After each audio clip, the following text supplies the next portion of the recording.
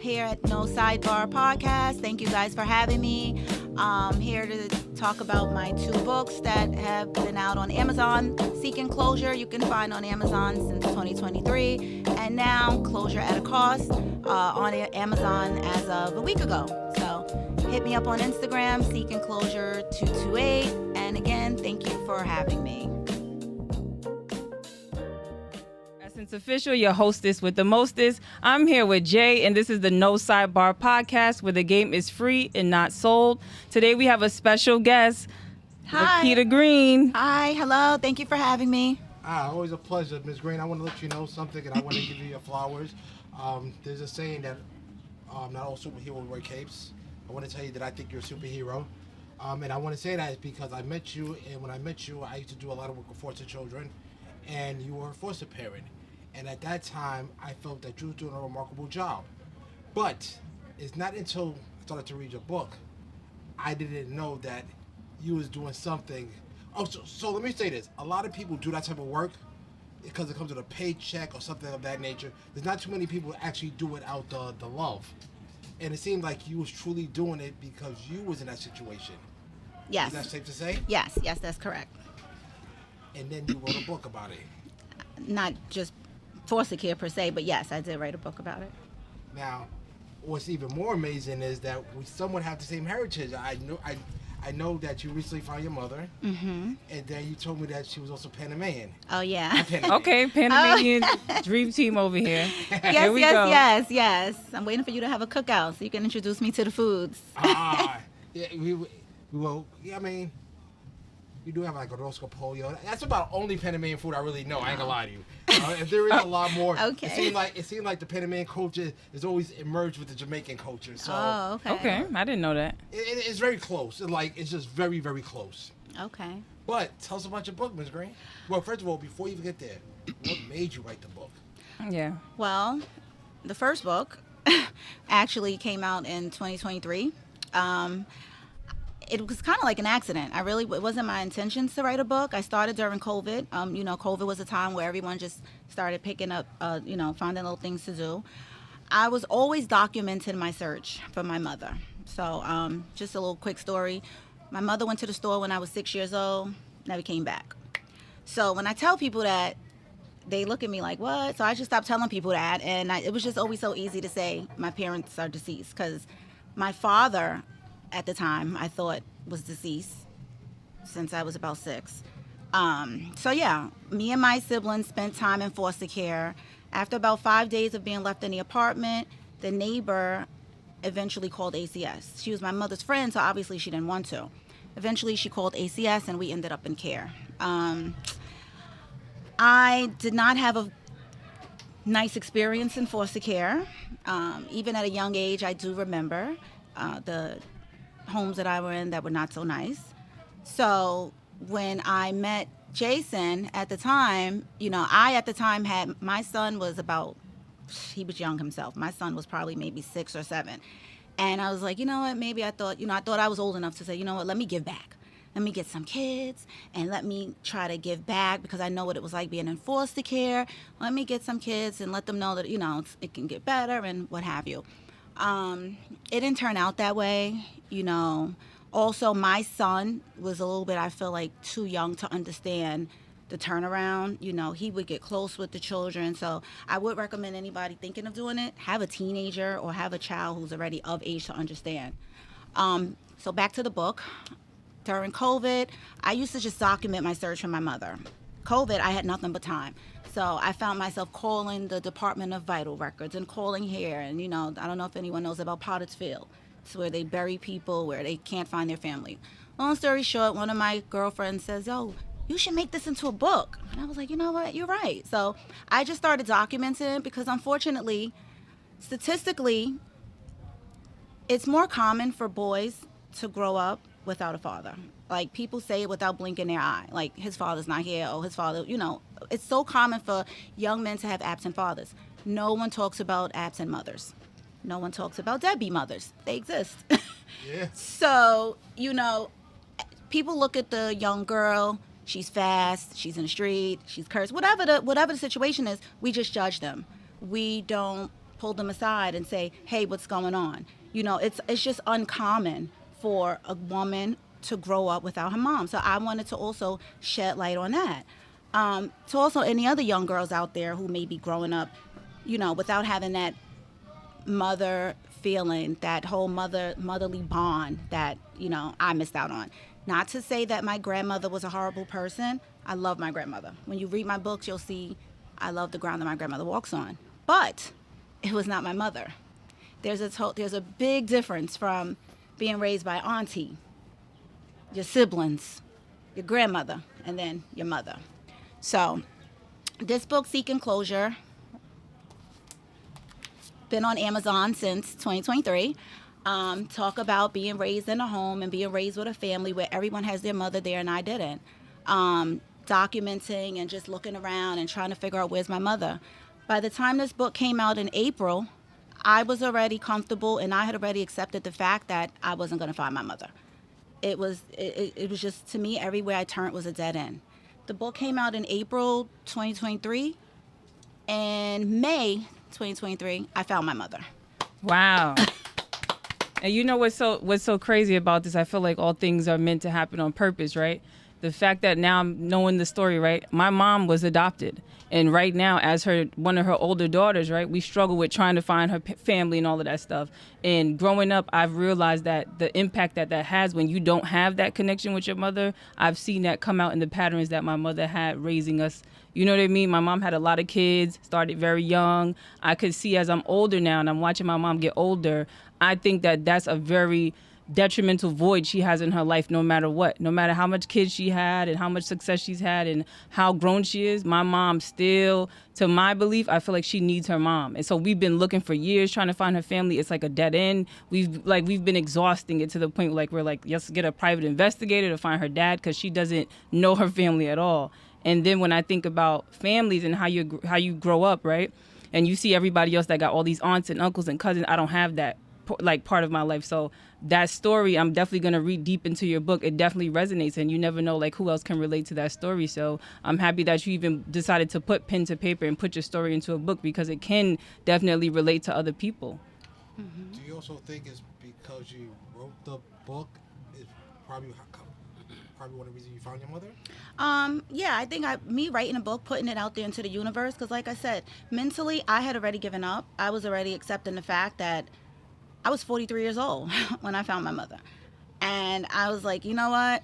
I'm good. It is what it is. I have my son. This is my life. And I just accepted it. What happened was I had started an Instagram page for the book. A friend of mine had reached out to me maybe the week before Mother's Day and told me about this organization called Birth Parent Finder, who I would love to share with anybody who needs it. They were doing a Mother's Day contest, and the winner was going to get a search to help you locate your birth parent. Wow. I entered the contest the week before Mother's Day, submitted my story, submitted my book. I won the contest. Wow. The organization is based in LA, so they picked two winners. They picked a girl from LA, and they picked me. I couldn't announce it to anyone, but I gave him all the information I had for my mother, and like 3 days before Mother's Day, he found her. Wow. And I still couldn't tell anyone yet because it had to air. So I remember. So wait, you couldn't tell nobody you found your mother?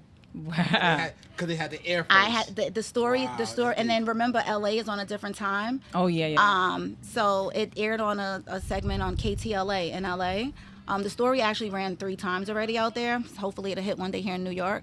But so I went and physically laid eyes on my mother. Mother's Day was on a Sunday, so it was that Wednesday. My siblings didn't know. I wanted to actually see her myself to make sure it was real. And remind you, I don't know what she looked like. So I told my boyfriend, because he came with me, because I wasn't going to the Bronx by myself. So he came with me. We're standing on the corner watching all these women go by. And he was like, that's her. Like, she came, and yeah, so. I'm a little choked up today. I'm going to tell you why. So I kind of do this for a living.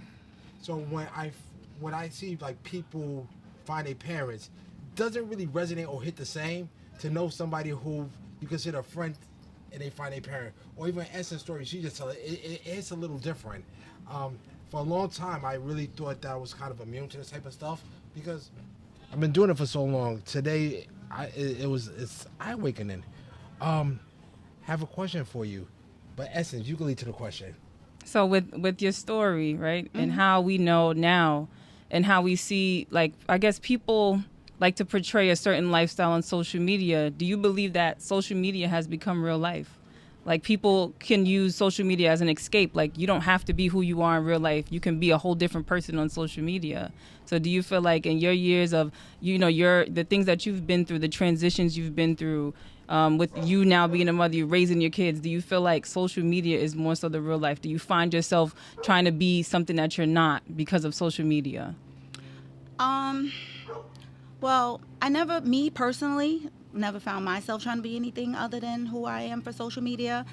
The time while I was running the streets, social media didn't exist. So, and I always say that was a good thing for me. When I was hanging out, running around outside, there was no social media. You were who you were. Your name was your name, and it was just who. If they knew you, they knew you, and whatever we knew you for, that's what we knew you for.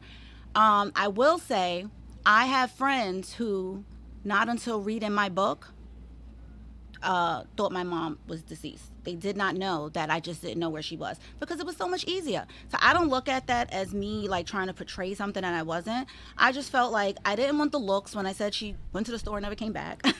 And I didn't feel like explaining. And it just, from what I knew at the time, my father was deceased. So it was just so much easier to say, look, my parents, they're deceased. When you read my book, you will also learn that I dealt with a lot of anxiety. I dealt with a lot of suppression. So in a sense, yes, social media did give me an outlet because I've had close friends. I've had cousins call me telling me they can't read my book without crying because no one in my family knew. I was 13 years old, going into the bathroom, crying my eyes out for my mother. Like, I didn't want to hurt my grandmother's feelings. I didn't want to make them think I was ungrateful. So I used to go in the bathroom, cry, and then just come out and tell them my eyes were burning, And, I'm on social media. So in a sense, I'm in a sense where I'm suppressing and not being someone other than, but just, I guess, masking the depression, the anxiety, everything that led me up into therapy, everything that led me up into, just like when I met Jason.